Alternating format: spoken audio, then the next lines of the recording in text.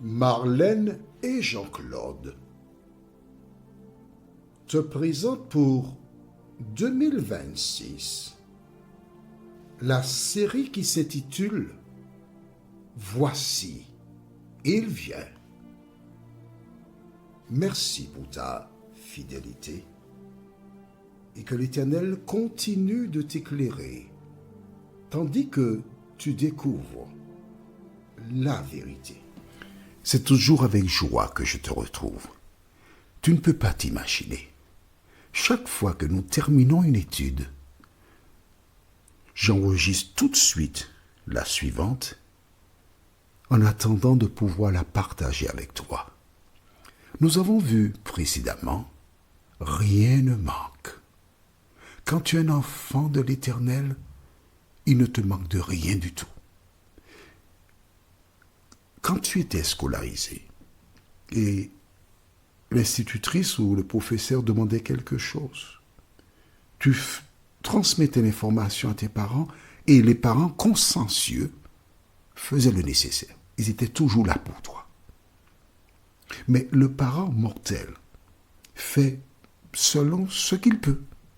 Mais notre parent, l'Éternel, le Père par excellence, eh bien lui, il ne manque aucune occasion pour te donner exactement ce dont tu as besoin. Aujourd'hui, nous voyons « Poursuis la paix ». La référence se trouve dans Psaume 34, versets 11 à 15. Psaume 34, versets 11 à 15. Avant d'aborder notre thème, recherchons la présence du Saint-Esprit. Notre Seigneur et notre Dieu, nous continuons de lire, d'étudier, d'approfondir les Écritures. Saint-Esprit, merci de nous éclairer et de nous permettre non pas seulement d'entendre, de comprendre, mais d'appliquer dans nos vies la parole. Cette grâce, nous te la réclamons, non pas parce que nous en sommes dignes, mais c'est au nom de Jésus et pour ta gloire éternelle. Amen. Nous lisons donc dans le livre de Psaume, chapitre 34, les versets 11 à 15. Les lionceaux éprouvent la disette et la faim. Mais ceux qui cherchent l'Éternel ne sont privés d'aucun bien. Amen. Les lionceaux, c'est-à-dire les petits du lion, ils ont faim. La maman doit partir, la maman ou le père, ils doivent partir chasser pour emmener la nourriture aux petits lionceaux qui ne savent pas encore chasser. En attendant qu'ils deviennent en âge de le faire, ils dépendent de leurs ascendants. David prend cet exemple pour te dire que toi qui cherches l'Éternel, tu ne seras privé d'aucun bien. C'est-à-dire ton désir de savoir qui est Dieu, ton désir de faire sa volonté. Si tu fais cela, tu ne seras pas privé. Tu seras comblé. Il te répondra et te permettra de connaître le bonheur, le véritable bonheur. J'ai entendu une chanson quand j'étais enfant. Si tu veux le bonheur, le vrai bonheur, parce qu'il y a bonheur et bonheur, laisse entrer Jésus dans ton cœur. Toi qui m'écoutes, laisse Jésus entrer dans ta vie. Tu as essayé par tes propres moyens. Tu as fait, tu as suivi, mais tu n'as connu que des échecs les uns après les autres. Mais aujourd'hui, Jésus te dit à la fin, mais ceux qui cherchent l'Éternel ne sont privés d'aucun bien. Alors pourquoi veux-tu te priver des biens que l'Éternel a déjà mis en réserve pour toi? Verset 12. Venez, mes fils, écoutez-moi. Je vous enseignerai la crainte de l'Éternel. quel est l'homme qui aime la vie, qui désire la prolonger pour jouir du bonheur? Verset 14. Préserve ta langue du mal et tes lèvres des paroles trompeuses. Amen. Rappelle-toi, il dit, venez mes fils, écoutez-moi. En tant que père, David a de l'expérience, il connaît la vie. Il dit, je vous enseignerai la crainte de l'Éternel. Et pose une question ensuite, quel est l'homme qui aime la vie? Si tu aimes cette vie-là actuellement dans laquelle nous évoluons, et qui désire la prolonger pour jouir du bonheur, prolonger, c'est-à-dire ne pas mourir avant l'heure, et en même temps jouir du bonheur. En clair, comment faire pour ne pas avoir de problème? Le premier conseil qu'il donne est le suivant. Préserve ta langue du mal et tes lèvres des paroles trompeuses. Ne mens pas. Ne dis pas des bêtises. Ne va pas raconter des choses sur les gens. Et je pense notamment à une dame qui avait toujours une histoire à raconter. Et son époux lui disait, mais écoute, tu as 4 enfants. Au lieu de t'occuper des affaires des gens, occupe-toi de tes affaires, occupe-toi de tes enfants. Cesse de dire du mal des gens. Mais c'est une personne qui, dès qu'elle avait entendu quelque chose, elle rapportait. Laisse-moi te dire une chose, un enfant de Dieu ne peut pas prendre plaisir à raconter des choses négatives sur les gens. Tu lis la Bible. C'est pas un Black Leroy qui est là, non, ni un Hakim. Tu lis la Bible. Et la parole te dit que tu ne dois pas le faire. Préserve ta langue du mal. Je relis pour toi encore.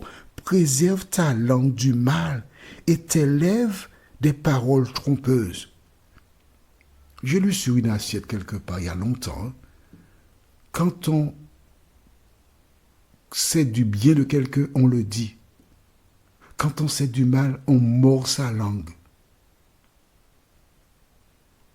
On mord sa langue.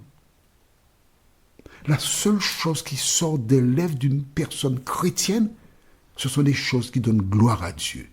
Si tu fréquentes des gens qui sont toujours en train de dire du mal de quelqu'un, fuis cette personne. Mais tu peux faire quelque chose pour l'aider. Oui. Parce que souvent, les personnes qui viennent te raconter, elles vont dire après à la personne, tu sais, j'ai rencontré Jean-Claude, il m'a dit ça. C'est pas toi, non, tu n'as rien dit, non? Mais puisque tu as écouté ce qu'a dit la personne, elle utilise ton nom pour te mettre dans des situations difficiles.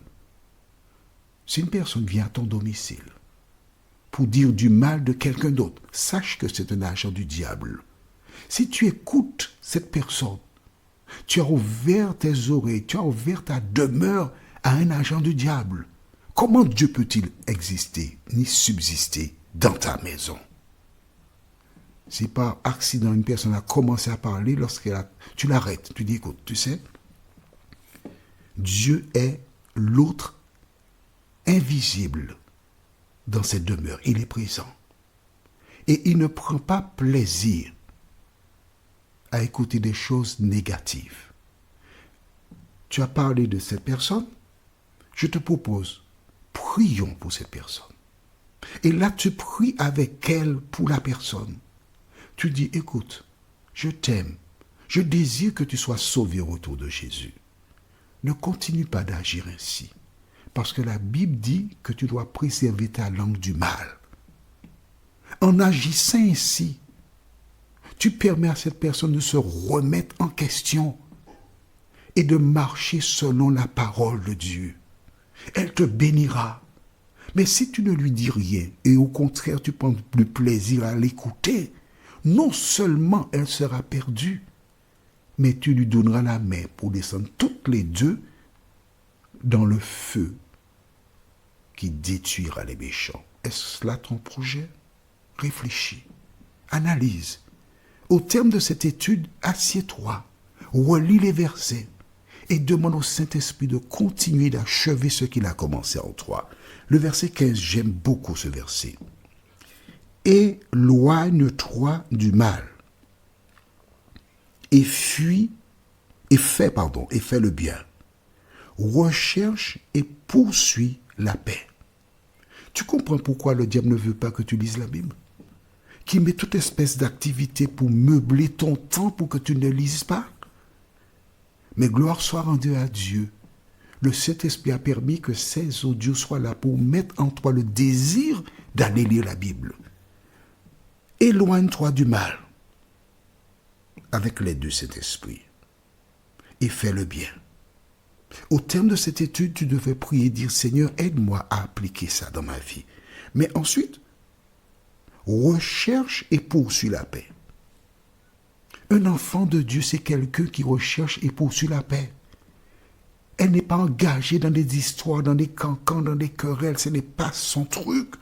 Parce qu'elle recherche et court après la paix. Elle poursuit la paix. Du reste, pour avoir la paix, Jésus déclara, si on veut prendre ton manteau, laisse la tunique. Si on veut que tu fasses 1000, c'est-à-dire 1 km 400, fais donc 2, c'est-à-dire 2 km 800 pour avoir la paix. Si quelqu'un monte sur ton pied, ne lui exige pas de te demander pardon. Au contraire, demande-lui pardon d'avoir mal mis ton pied. C'est tout. Recherche la paix. Si tu ne recherches pas la paix, si tu es toujours dans des querelles, tu peux avoir un malaise. Mourir, dans quel état seras-tu quand Jésus reviendra? Tu risques de perdre la vie éternelle. Je t'en conjure, lis la parole, mets-la en pratique. Notre prochaine étude s'intitule « Il les entend ». La référence c'est Psaume 34, versets 16 à 19. Il les entend.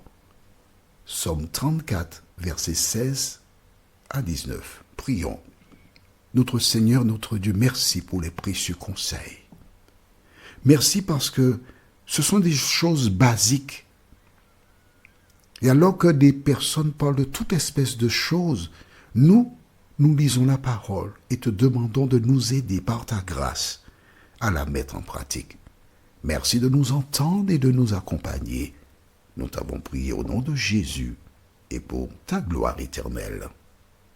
Amen. Que l'Éternel continue de te garder et il me tarde de te retrouver. Nous sommes parvenus au terme de notre réflexion. Si d'aventure tu as une question, il te suffit d'envoyer un message par le biais de WhatsApp au numéro suivant, plus 596 696 88 93 93. Et alors Jean-Claude, moi, je me ferai un réel plaisir de répondre à ta question.